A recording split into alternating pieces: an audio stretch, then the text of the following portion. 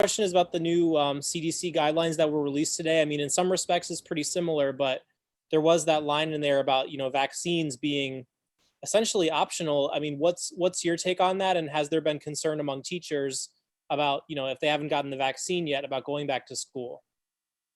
So when it comes to Hawaii, the good news is that Hawaii did prioritize, making sure that we try to get our kids back in school and to try to vaccinate its teachers. So just this week, we surveyed our members and we got over 11,000 responses. Most of our teachers responded. Over 70% of our teachers have reported either getting the second dose, the first dose, or have an appointment to get their first dose. So what we know right now is that we are days or weeks away from, the teachers that want to get vaccinated from getting fully vaccinated.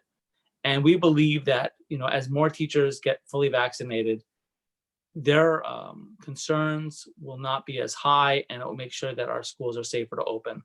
So I think compared to a lot of the mainland places where, mainland states where they're not vaccinating teachers in the priority group, is very different than where we are in Hawaii. And I feel like, we're much closer to making sure it's safer. And aside from that element, was there anything in the new guidelines that kind of grabbed your attention, or is it kind of similar to what we've already been seeing in terms of, do you guys feel safe to be back in the classroom with these precautions in place? So from the very beginning, even starting last year, there are certain things that in the CDC recommendations that we've been advocating for, and that'll continue to be. One is face mask use, which we push for and we do have in Hawaii. 6-foot distancing in our classrooms, which we advocated for and now we have in Hawaii.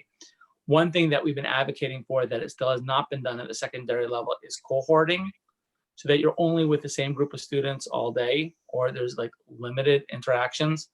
That still has not occurred at the secondary level. That is happening at the elementary level for the most part. But one of the CDC recommendations was specifically that accommodations should be made for students that for some reason, for health reasons, cannot return to schools. HSTA has always suggested and stated that we believe the same thing has to happen for teachers.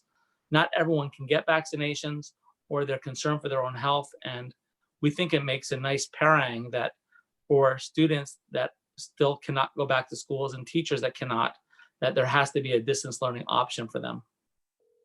From the teacher standpoint, I know you mentioned, 70% either have gotten or want to get. I mean, is there a group that falls under that category that you just mentioned, to where they can't go back to school, and it's gotten to the point where the union has to get involved, or it's become an issue? Well, for certain health reasons, some teachers just didn't want to disclose whether they wanted to take it or not, and we have to respect that.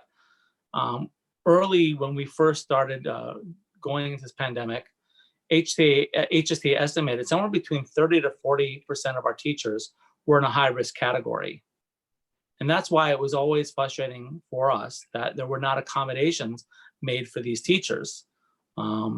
And that's what we can still continue to have. As more teachers get vaccinated, of course, it makes it easier potentially to have hybrid learning. Cool. Was there anything else, Corey, about the new CDC guidelines that you wanted to add? No, I mean, like I said, I think for a lot of parts, we're already following a lot of the recommendations. Cool. Yeah, no, I appreciate it. Can I jump in? Go ahead, Sivan. Hey, Corey. So it sounds like what you're saying is that based on this new CDC guidance, HSTA is relaxing sort of its hardline stance against reopening schools, yeah? Because what you're saying is that, or are you using the new vaccination data in Hawaii, teacher vaccination data, to sort of adjust your stance that it is safe for teachers to return, or kids and teachers to return to the classroom? Am I hearing that right? So let's look at, we have to meet certain criteria. First criteria is this. We believe within the next few weeks that many of our teachers will get vaccinated.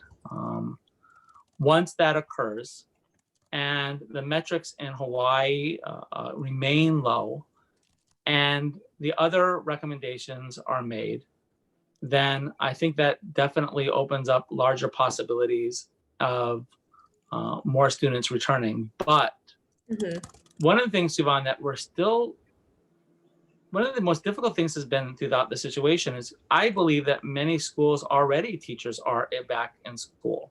Mm-hmm. The criteria that we still have is, and this is why it's, Sivan, one of the questions you've always asked me is like HSTA's line about students returning. And I would just want to respond, many students are returning already. Right. But one of the hardest things has been for the union is that when you have so many older teachers or underlying health condition for teachers and they have no accommodations being made for them, Mm-hmm. then the only response that we can have is that it's like you have to protect the lives of people. That has got to become the number one priority.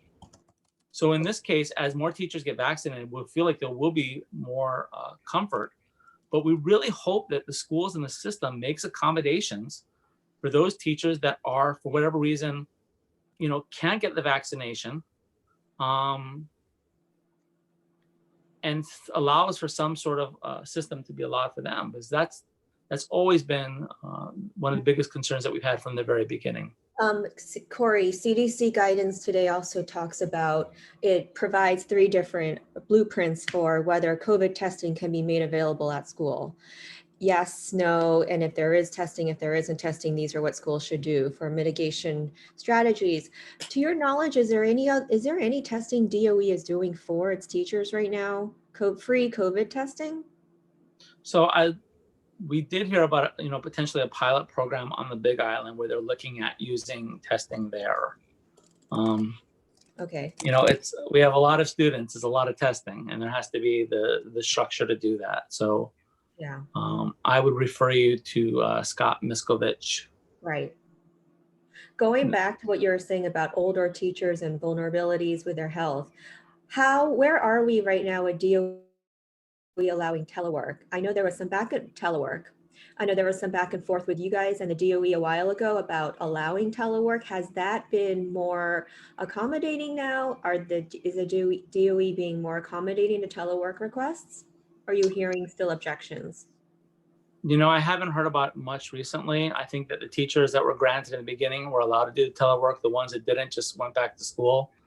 And in some areas, it's just been certain principals or complex area superintendents denying it, but I don't have good data on the current status. I haven't heard about it as much recently. Okay. So I tend to either believe they got it or they just accepted that they're going into the classroom. And I have a couple more questions, but Tom, if you want to jump in, I don't want to monopolize all the time here. Oh, no, I'm good to go. Okay. So Corey, this new CDC guidelines taken in combination with what you were just saying about some schools are already open to kids and teachers. I'm hearing that as well. I mean, they're coming in maybe only 2-3 times a week and they're getting staggered, but it appears that schools are open now in many, many places. So what does that say about the DOE as a central administration? What authority does the DOE have right now if schools are making individual decisions anyway? Like, what is their purpose in all of this? Like, what is their role here? So the DOE has always left it up to the individual principals. We literally have schools in the same area where one's hybrid and one's distant,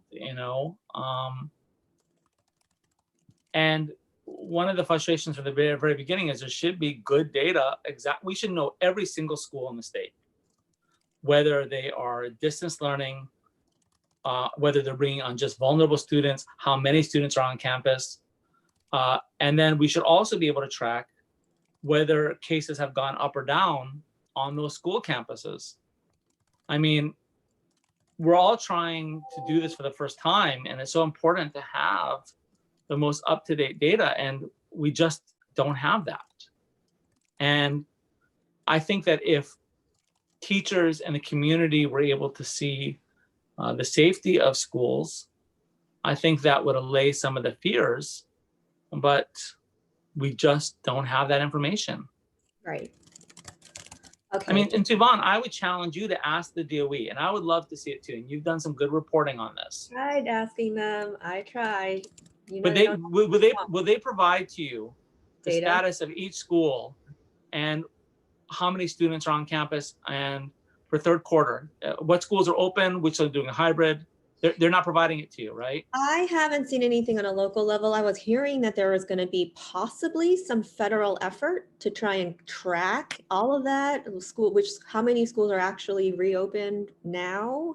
I don't know how they're going to do that. It seems like a huge undertaking, whether they're going to require state districts of educations to report this kind of granular data. I don't know, but I remember reading that after a new administration took over. But just two more questions from me. Well, One wait, is, Suvana, I want to follow up Sure. then. So just to be clear, you've asked and they have not given you that data. well, I didn't ask recently, Okay. but that's probably my next question today for them. Okay, just And two more. that is essential. It should be, if we're making these very important decisions, we should have the basic information about what each school is doing. Right. Right. Right, because each school kind of seems to be doing its own thing. So that said, do you think these new CDC guidelines will shift will actually cause schools to reopen sooner than later? I mean, what do you think? Like, I know it's going to be a school-based decision, but do you think this will move the needle as far as that goes? I mean, this is just guidelines. What does reopen mean to you? Is this a rhetorical question? No, I'm serious. What is it? Because you asked the question, what does reopen mean? What does it mean to you? I mean, for me, we're already in that phase, right? Because it's happening on a sort of a variety of ways, but there's never going to be a full reopening, I don't think, anytime soon until we're at 100% vaccinated community level, right? So one of the things that always, I think, upsets a lot of teachers is that they're all teaching right now. Okay. The kids are going to school. A lot of them are doing it through distance learning, but they are being taught. And I don't want to negate the hard work of many of our teachers. And so that's one thing, is schools are open. We're just not face to face. And that is not true too, because we have a lot of students that are special needs. Our special education teachers, from the very beginning, these are our heroes, okay? They have been, from the very beginning, even during the pandemic was raging, so many of them have been in the classrooms this entire time, and they don't get recognized enough for what they're doing. And I really want to give out a shout out, not just special education, but ELL and vulnerable students. We've had so many teachers, even during the pandemic's worst parts, that were on campuses, and I want to recognize their hard work. So those students have been face-to-face learning from the beginning. We've had more students coming back. So when we ask the question about in-person learning, the one thing that I would love to know too, is how many of our teachers are doing hybrid, face-to-face, already on campuses, and then how many are not? And then the ones who are not, how many is that elementary? How much is it secondary? Where is it occurring? What islands is it occurring? Because Kauai is really different than Maui right now. And when we get the broad-based questions without the specificity, it makes it very difficult for us, from the union or things. Because if you look at Kauai right now, which had probably the highest amount of teachers that have gotten the second dose of the vaccine, right, that have really low case rates, how many of those schools are hybrid? I mean, how many already? Most of them probably are, because it's a much different circumstance. Sure. And in that circumstance, I'd also say too, is that if there was just some small accommodations made for those few teachers that for whatever reasons couldn't do it, then that dramatically changes the overall probability of bringing more students back to campuses. One last question about the vaccine data. You said more teachers on Kauai have gotten their second dose than teachers anywhere else. Do you have a breakdown of that, based on that 70% of 11,000 respondents, where those vaccinations are coming from island to island? Kyoki will be sharing that information with them. Is that correct? I'm sorry, I'm getting multiple phone calls. What was that about? Sorry. Vaccination We're going to be rate. sharing with both Tom and Suvan the vaccination data, right? We can share a summary. I can email them a sentence or two. Yes, but we need to put that together. Yeah. Yeah. I think OSA did a nice chart that shows exactly that information. I'd be happy to share that with you too. Okay. Because what we do see is certain places are getting it more than others. Yes. All right. Excellent.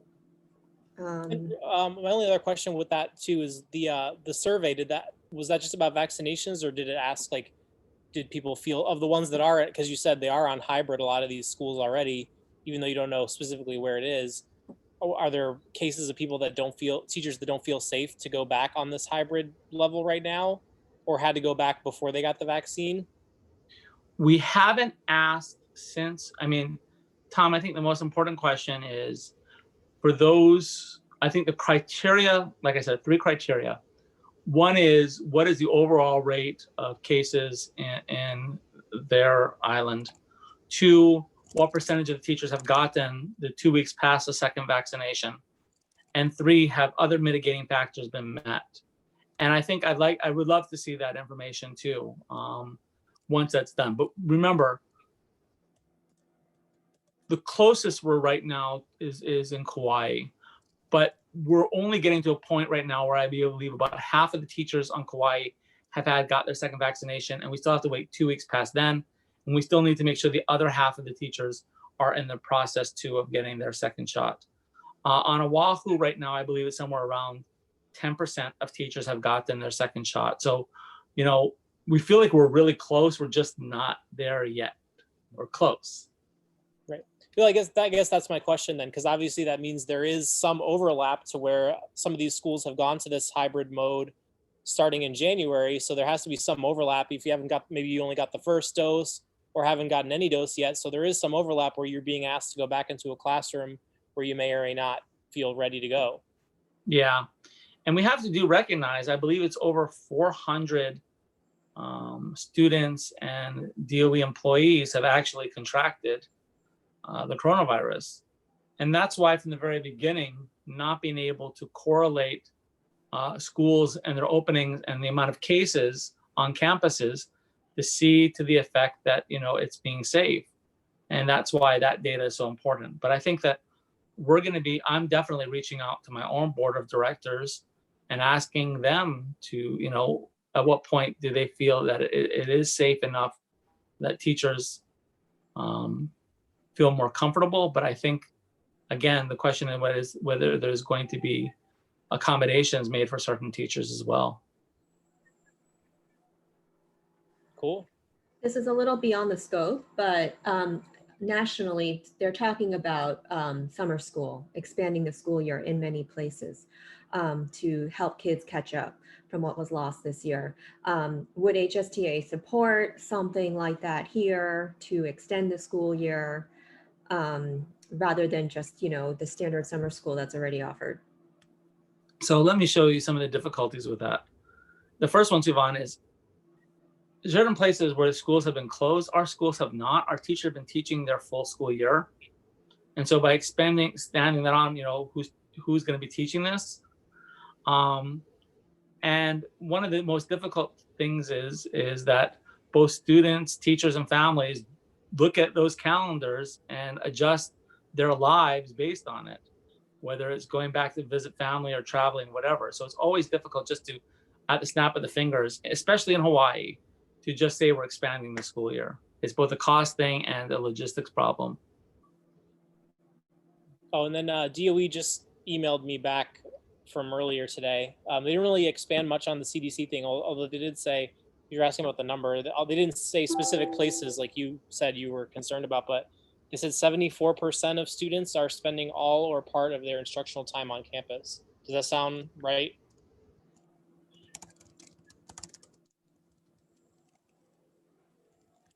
I don't have the data. Or I mean, some kind of I don't know. Yeah. So it'd be interesting to see if they would provide you by school. That'll be nice. Yeah, it would be. And then For sure. if that's the case, to Siobhan's point earlier, like I said, most of our teachers and students are already on campuses.